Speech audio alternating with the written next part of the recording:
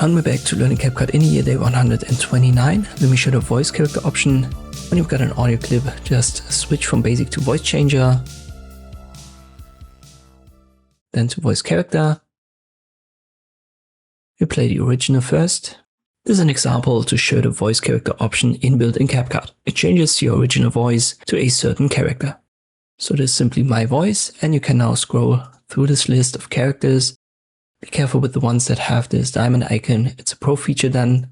So if you're only using the free version, only use these free options that don't have a diamond. When you left click on one, let's say Noble Leader, you can see right here it gets processed right away. When you play it. This is an example to show the voice character option inbuilt in CapCut. It changes the original voice to a certain character.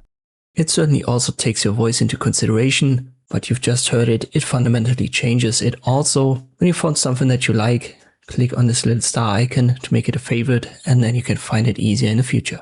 And this is how you can use the voice character option in CapCut. I hope this video was helpful. Thank you for watching, and I'll see you next time.